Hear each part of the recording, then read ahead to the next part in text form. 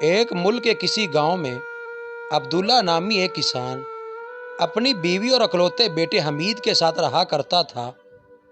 عبداللہ ایک قناعت پسند اور صبر کرنے والا آدمی تھا، اس لیے اس کی زندگی سکون سے گزر رہی تھی۔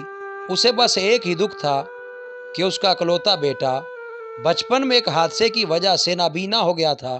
بظاہر اس کی آنکھوں میں کوئی خرابی نظر نہیں آتی تھی اور قریب سے دیکھ کر کوئی بھی نہیں کہہ سکتا تھا کہ وہ نابینا ہے۔ عبداللہ نے اپنے بیٹے کے علاج معالجے میں کوئی کسر نہ چھوڑی، لیکن قدرت کو یہی منظور تھا کہ حمید کی بینائی بحال نہ ہو۔ انہی دنوں ولائے سے آنکھوں کا ایک بہت بڑا معالج شہر میں آیا تو عبداللہ نے حمید کو اس کے سامنے پیش کر دیا۔ معالج نے 2 گھنٹے تک بڑی توجہ سے اس کا معائنہ کیا، لیکن کسی نتیجے پر نہ پہنچ سکا۔ اسے حیرت تھی کہ جب آنکھوں کے تمام رگ و پٹھے صحیح کام کر رہے ہیں تو پھر آنکھیں بصارت سے محروم کیوں ہیں؟ مجھے بے حد افسوس ہے، میں آپ کے بیٹے کی کوئی مدد نہیں کر سکتا، معالج نے مایوسانہ لہجے میں کہا۔ چونکہ میں اس کے نابینا پن کی وجہ نہیں سمجھ سکا، اس لیے علاج بھی نہیں کر سکتا۔ حوصلہ رکھیے اور اللہ سے دعا مانگتے رہیے، ممکن ہے کوئی معجزہ آپ کے بیٹے کی آنکھوں کی روشنی بحال کر دے۔ معالج نے بالکل سچ کہا تھا۔ معالج کی بات سن کر عبداللہ اپنے حواس کھو بیٹھا۔ اس کے مزاج میں سختی، چڑچڑاپن اور بے رحمی پیدا ہوتی چلی گئی، اور اب وہ اپنے بیٹے کے ساتھ بیزاری کا برتاؤ کرنے لگا تھا۔ حالانکہ نابینا پن میں اس بیچارے کا کوئی قصور نہیں تھا۔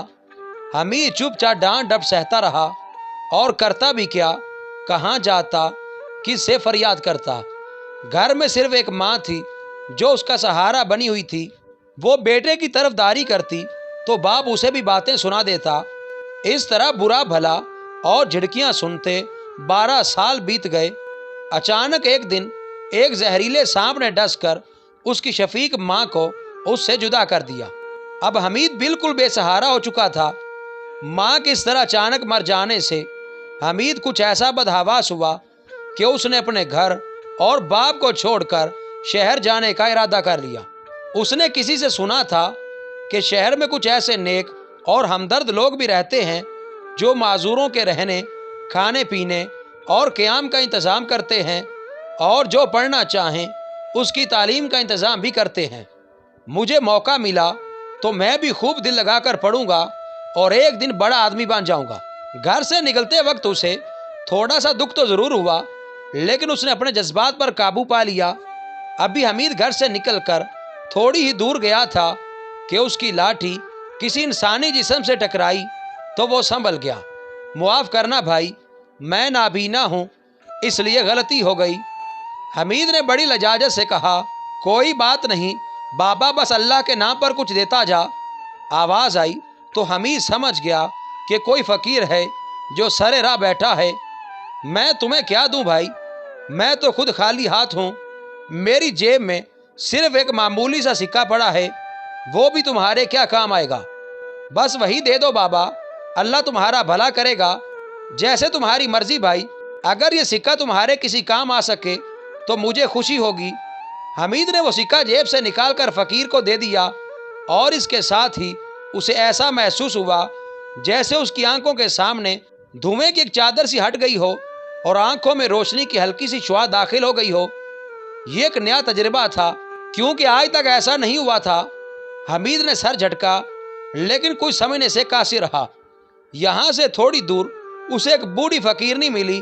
اللہ کے نام پر بیٹا کچھ دیتا جا، اللہ تیری مرادیں پوری کرے۔ حمید ٹھٹک کر کھڑا ہو گیا۔ اب اس کے پاس دینے کو کچھ بھی نہیں تھا۔ میں تمہیں کیا دوں مائی؟ حمید نے بھرائی آواز میں کہا۔ میرے پاس اب کچھ بھی نہیں ہے۔ کاش میرے پاس ڈھیر سارے سکے ہوتے تو میں سب تمہیں دے دیتا۔ اچانک فقیرنی کی نظر اس کے کندھے پر رکھی پرانی شال پر پڑی تو وہ خوشامدانہ لہجے میں بولی، اگر تیرے پاس کچھ نہیں ہے تو مجھے اپنی یہ شال ہی دیتا جا۔ میں رات بھر سردی سے کانپتی رہی ہوں، کیونکہ میرے پاس اوڑھنے کو کچھ بھی نہیں ہے بیٹا۔ حمید گڑبڑا گیا۔ اسے امید نہیں تھی کہ فقیرنی یہ شال مانگ لے گی۔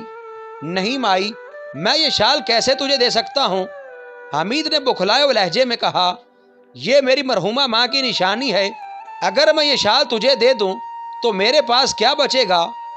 دیکھ بیٹا، ذرا غور کر، تو جوان ہے، تندرست ہے، طاقتور ہے، سردی اور ٹھنڈ کا مقابلہ کر سکتا ہے، لیکن میں غریب فقیر نہیں ہوں، میرے پاس تو ڈھنگ کے کپڑے تک نہیں ہیں۔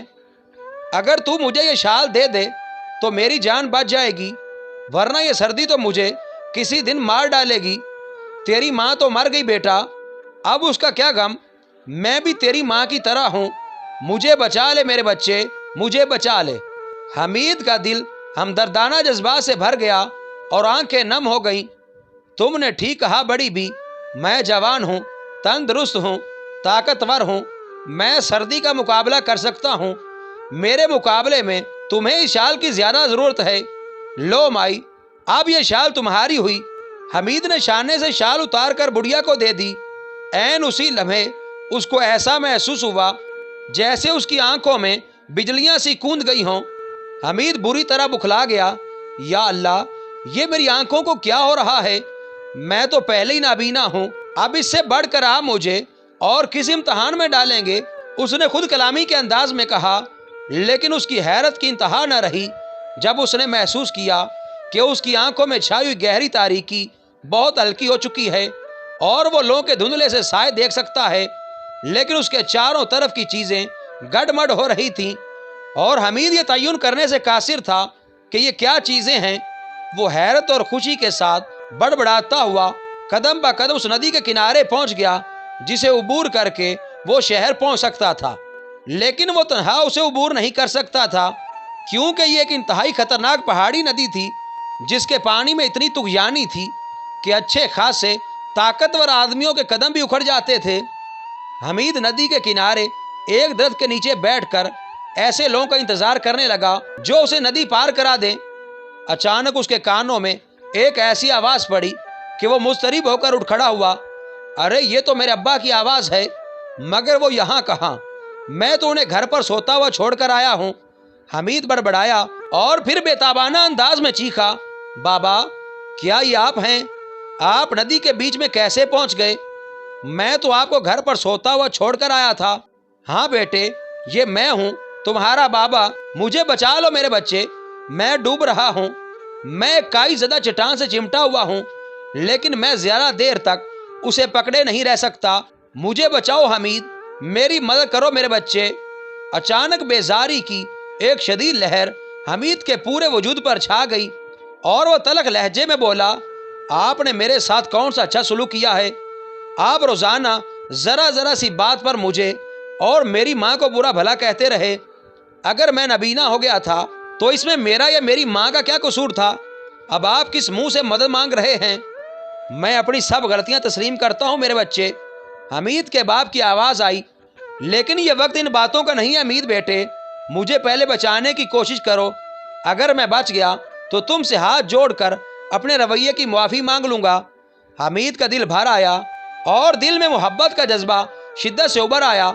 ٹھیک ہے بابا، میں آپ کو بچانے کی پوری کوشش کرتا ہوں، آپ جیسے بھی ہیں میرے والد ہیں اور آپ کو بچانا میرا فرض ہے۔ اتنا کہہ کر حمید بے دھڑک ندی میں کمر تک اتر گیا۔ یہ لیں بابا، میری لاٹھی کو مضبوطی سے پکڑ لیں، میں آپ کو کھینچ لوں گا، حوصلہ رکھے بابا، آپ کو کچھ نہیں ہوگا۔ اتنا کہہ کر حمید نے اندازے سے اپنی لاٹھی باپ کی طرف بڑھائی، لیکن اب دیر ہو چکی تھی اور اس سے پہلے کہ اس کا باپ لاٹھی پکڑ سکتا، پانی کے ایک زبردست ریلے نے اسے اٹھا کر بہت دور پھینک دیا۔ الوداع میرے بچے، تم نے مجھے بچانے میں بڑی دیر کر دی۔ اور ان الفاظ کے ساتھ ہی حمید کا باپ بہتا ہوا بہت دور چلا گیا۔ حمید زاروں کے تار روتا ہوا ندی کے کنارے سے نکل کر درخت کے نیچے آ بیٹھا۔ تم بھی ساتھ چھوڑ گئے بابا، ماں تو پہلے ساتھ چھوڑ چکی تھی، اب میں دنیا میں بالکل اکیلا رہ گیا ہوں، میں کس کے سہارے جیوں گا بابا؟ حمید خود کلامی کے انداز میں کہہ رہا تھا۔ اچانک اس نے اپنے کندھے پر کسی کا نرم ہاتھ محسوس کیا۔ نہ رو بچے، نہ رو، کوئی اندیکھا وجود کہہ رہا تھا، پگلے، یہ تو خوشی منانے کا موقع ہے اور تو رو رہا ہے۔ تیرا باپ ندی میں ڈوبا نہیں بلکہ زندہ ہے اور گھر پر تیرا انتظار کر رہا ہے۔ اور سن، اپنی بند آنکھیں کھول کر روشنی اور خوبصورت دنیا کو دیکھ. ہاں ڈر مت، اپنی آنکھیں کھول میرے بچے. اللہ نے تیرے نیک اعمال سے خوش ہو کر تیری بینائی بحال کر دی ہے. راستے میں اپاہج فقیر کا ملنا، بوڑھی فقیرنی کو شال دینا اور باپ کو بچانے کے لیے بلا دھڑک کوشش کرنا، یہ سب قدرت کے امتحانات ہیں میرے بچے، جن میں تو پورا اترا اور اب تو سب کچھ دیکھ سکتا ہے. ہاں سب کچھ. گھر جا اور بابا کے گلے لگ جا اور اسے بتا کہ تو سب کچھ دیکھ سکتا ہے اور اب تو نبینا نہیں رہا، آنکھوں والا ہو گیا ہے. مزید اچھی ویڈیوز کے لیے چینل کو سبسکرائب کریں اور بیل کے آئیکن کو لازمی پریس کریں.